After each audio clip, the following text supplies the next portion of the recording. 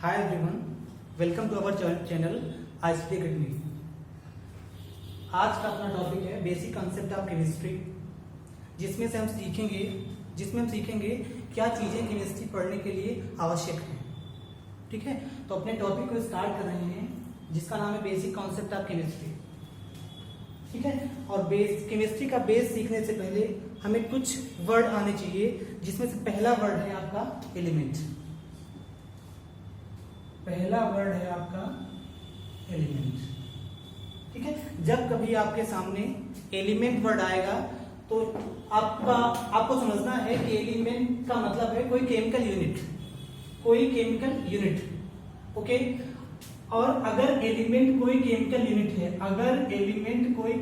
Unit है तो इसका मतलब है उसके पास फिक्स एटॉमिक नंबर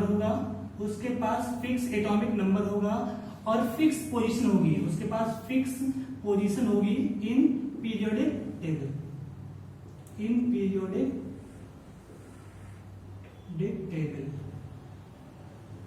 ओके, अब आपके पास दो वर्ड नए हैं। पहला वर्ड है आपका एटॉमिक नंबर वो चीज है जो हमें बताएगा कि एलिमेंट के अंदर कितना नंबर ऑफ इलेक्ट्रॉन प्रेजेंट है, और एलिमेंट के अंदर जितना नंबर ऑफ इलेक्ट्रॉन प्रेजेंट होता है सेम नंबर ऑफ प्रोटॉन भी प्रेजेंट होता है, तभी कोई भी एटम या एलिमेंट न्यूट्रल होता है। ओके, दूसरा वर्ड जो आपके सामने आया हुआ है वो है पीरियोडिक टेबल। ठीक है, पीरियोडिक टेबल एक रेक्टेंगुलर बॉक्स होता है। पीरियोडिक टेबल इस टाइप का, हाँ, ठीक है, पीरियोडिक टेबल एक टाइप का रेक्टेंगुलर बॉक्स होता है। ठीक है, जहां पर एलिमेंट प्रेजेंट होते हैं। मतलब कहने का मतलब है कि जो पीरियोडिक टेबल है वो स्थान है जहां पर एलिमेंट निवास करते हैं, एलिमेंट जहां पर रहते हैं। हम चाहे तो कह सकते हैं जो पीरियोडिक टेबल है वो एलिमेंट का घर है। ठीक है, और पीरियोडिक टेबल में दो टाइप की लाइंस होती हैं। कुछ लाइन होती है वर्टिकल लाइन, कुछ लाइन होती है वर्टिकल लाइन, जिनको हम ग्रुप बोलते हैं, और कुछ लाइन होती है हॉरिजॉन्टल लाइन, कुछ लाइन होती है हॉरिजॉन्टल लाइन, जिनको हम पीरियड बोलते हैं। ओके, आपको इस लेक्चर से आप सिलेबस के बारे में क्यों कंफ्यूज हो रहे हैं? सिलेबस केमिस्ट्री को हम किन चीजों से अच्छे से समझ सकते हैं, क्या चीजें हम सीख लें जिससे केमिस्ट्री हमको अच्छे से समझ में आए, वो चीजें हम इस लेक्चर में सीख रहे हैं। ना तो आप सिलेबस सीख रहे हैं, आपका सिलेबस स्टार्ट ही नहीं हुआ, हमको सिलेबस नहीं स्टार्ट किए, हम केवल वो चीजें आपको पढ़ा रहे हैं जिससे आपको अपना केमिस्ट्री का जो टॉपिक है वो अच्छे से समझ में आए।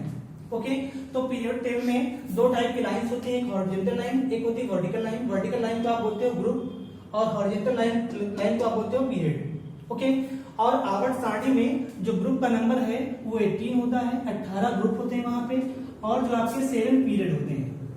ओके, उसके बाद जब किसी ग्रुप में ठीक है आप टॉप टू बॉटम मूव करते हो, जब किसी ग्रुप में आप टॉप टू बॉटम मूव करते हो तो टॉप टू बॉटम मूव करने से क्या होता है, तीन चीजें घटती हैं, आपको बिल्कुल रट लेना है। तीन चीजों का जो वैल्यू है वो घटता है और एक चीज का वैल्यू बढ़ता है। ठीक है, वो जो तीन चीजें जिनका वैल्यू घटता है उनके नाम है, पहली चीज है इलेक्ट्रोनेगेटिविटी,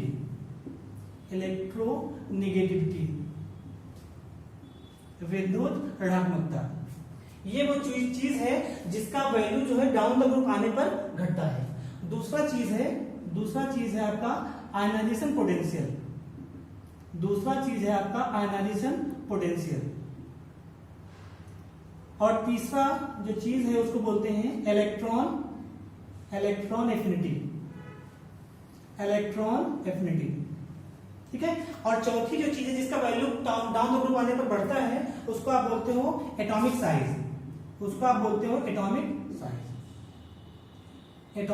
साइज।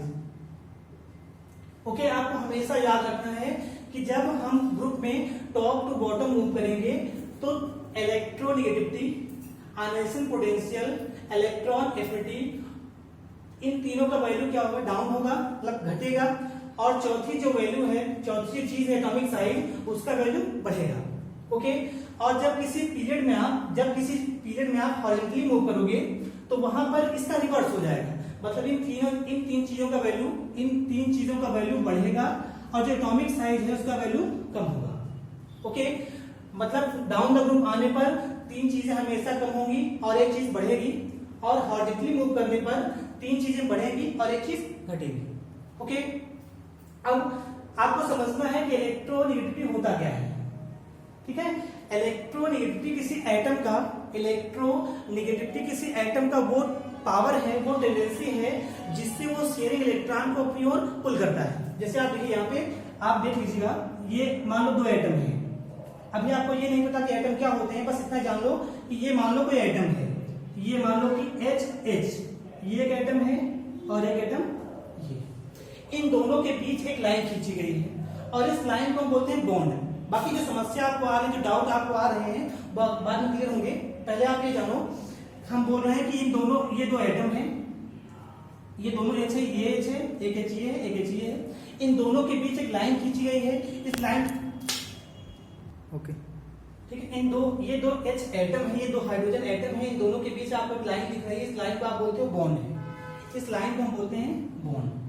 जो भी डाउट आएगा अभी हम क्लियर कर रहे हैं। ठीक है, ये है बॉन्ड। ओके, और प्रत्येक बॉन्ड का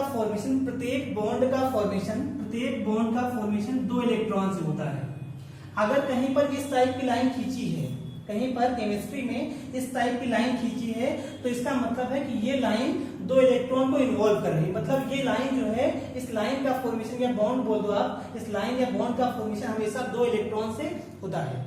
ओके, तो ये आपके दो इलेक्ट्रॉन है। अब यहाँ पे आइए, आपको समझना है कि इलेक्ट्रोनेगेटिविटी होता क्या है। ये ऐसे वर्ड हैं इनके बिना आप केमिस्ट्री सीख ही नहीं सकते हो। आपको हमेशा रट्टा मारना पड़ेगा। चीजों को सीखना है तो ये वर्ड आपको आने चाहिए। ठीक है, तो अभी देखते हैं हमने क्या कहा। हमने कहा मान लो ये, मान लीजिए आप, ये कोई मार्कर है, जैसे आप मान लीजिए ये कोई मार्कर है, ये ठीक है, ये बॉन्ड है। एक एटम यहां पे लगा रहे हैं और एक एटम यहां पे लगा रहे हैं। ठीक है, ये दो एटम हो गए। देखिएगा, ये सेंटर में बॉन्ड आपको दिख रहा होगा, एक एटम यहाँ पे है, एक एटम यहाँ पे है, और इन दो एटम के बीच में जो लाइन आपको ये वाली दिख रही है, जो मार्कर आपको दिख रहा है, इसको हम बॉन्ड बोल रहे हैं। और ये जो बॉन्ड है, हमने कहा ये बॉन्ड दो इलेक्ट्रॉन से मिलके बना हुआ है। अब आपको समझना है कि इलेक्ट्रोनेगेटिविटी होता क्या है। हमने क्या कहा, हमने कहा कि इलेक्ट्रोनेगेटिविटी किसी एटम का वो पावर है, इलेक्ट्रोनेगेटिविटी किसी एटम का वो पावर है, जिससे वो साझे के इलेक्ट्रॉन को अपनी ओर खींच लेता है। अब ध्यान दीजिएगा, यहाँ पे जो आपको एटम दिख रहे हैं, यहाँ भी H है और यहाँ भी H है। अगर एटम सेम है तो उनकी पावर सेम होगी। अगर एटम सेम है तो उनकी पावर या ताकत भी क्या होगी, सेम होगी। अगर ताकत या पावर सेम है तो अगर यहाँ पे कुछ, अब मान लो दोनों की पावर सेम है, तो कभी इन दोनों के बीच तनाव हुआ, कभी झगड़ा हुआ। ठीक है, पावर सेम है, तो अगर इनकी पावर सेम है तो कभी भी तनाव होगा तो होगा क्या, एक इलेक्ट्रॉन इसके पास जाएगा, एक इलेक्ट्रॉन इसके पास जाएगा, क्योंकि दोनों का पावर क्या है, सेम है। ओके, अभी दोनों का पावर सेम था तो एक इलेक्ट्रॉन इसके पास गया हुआ है, एक इलेक्ट्रॉन इसके पास गया हुआ है। अभी दूसरा एग्जांपल देखिएगा, जैसे आप देखोगे एक H होता है और एक होता है Cl, इनके बीच में बॉन्ड होता है, और हमने क्या कहा है, इस लाइन को आप बॉन्ड बोलते हो और बॉन्ड का फॉर्मेशन होता है दो इलेक्ट्रॉन से। तो आप यहाँ से सीखिएगा, इसको आप ऐसे दिखाइए, ये H है और ये आपका क्या है, Cl है, यहाँ पे दो इलेक्ट्रॉन है। दो इलेक्ट्रॉन का मतलब ऐसी लाइन है और ऐसी लाइन का मतलब ऐसा बॉन्ड है। ओके, ठीक है, इतना हो गया। अब देखिएगा, अब आपको बोल रहे हैं, समझा रहे हैं ये होता क्या एक्चुअल में। देखिएगा यहाँ होता क्या, देखिएगा ये आपका H है, ये आपका है Cl। ठीक है, इनके बीच दो इलेक्ट्रॉन है, तो चाहे हम दो इलेक्ट्रॉन दिखाएं और चाहे ऐसी लाइन दिखाएं, बात एक ही है। हम बोले H और Cl के बीच में एक बॉन्ड है, तब भी बात एक ही है। हम बोले H और Cl के बीच में दो इलेक्ट्रॉन है, तब भी बात एक ही है। ठीक है, और ये जो बॉन्ड है, इसका काम कुछ नहीं होता, इसका काम है एलिमेंट या एटम को बांधना। ये जो आपका बॉन्ड है, ये जो लाइन है, ये एटम को बांधे रखती है। अब यहाँ पे ध्यान से देखिएगा, आपको समझना है इलेक्ट्रोनेगेटिविटी। ठीक है, अब यहाँ देखिएगा, आप देखो यहाँ पे Cl है, ये Cl है और ये आपका हाइड्रोजन है। आपने छोटी क्लास में पढ़ा होगा, जो आपका हाइड्रोजन है उसका एटॉमिक नंबर 1 होता है, 1 होता है। जो आपका Cl है उसका एटॉमिक नंबर होता है 17। ठीक है। तो एटॉमिक नंबर देखने से आपको क्लियर हो रहा होगा कि जो आपका H है वो छोटा है, जो Cl है वो बड़ा है। ठीक है, अब यहां से क्लियर हो गया कि जो अगर Cl बड़ा है आपका तो इसकी पावर क्या होगी, पावर भी ज्यादा होगी, इसकी पावर, इसमें ताकत भी ज्यादा होगी। अगर H आपका छोटा है तो इसकी पावर क्या होगी, कम होगी।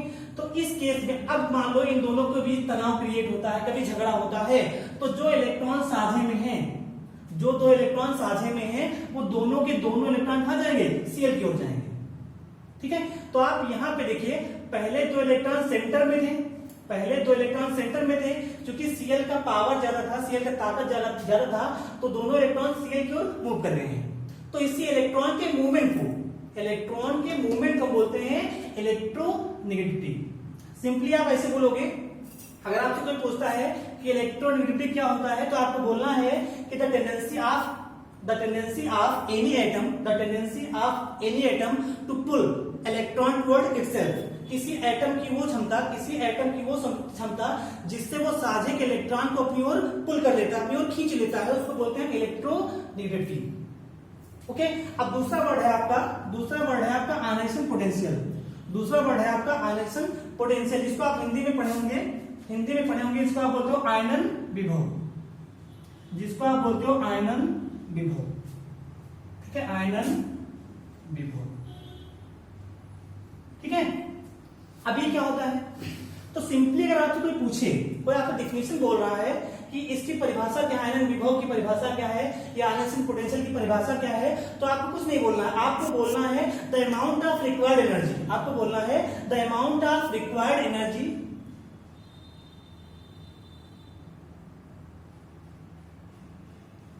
ठीक है। अगर आपसे कोई पूछता है कि आयनन विभव क्या है या आयनाइजेशन पोटेंशियल क्या है, तो सिंपली आपको एक लाइन में आंसर देना है, the amount of required energy is called ionisation potential.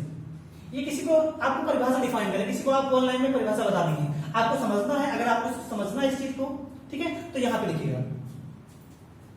ठीक है, अगर समझना है आपको कि आयनाइजेशन पोटेंशियल होता क्या है एक्चुअल में, तो आप यहां पे लिखिएगा।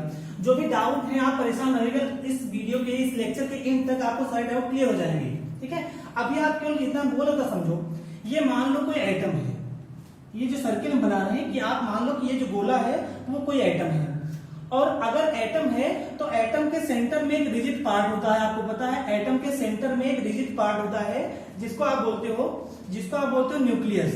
एटम के सेंटर में एक रिजिड पार्ट, ठोस पार्ट होता है, जिसको आप बोलते हो न्यूक्लियस।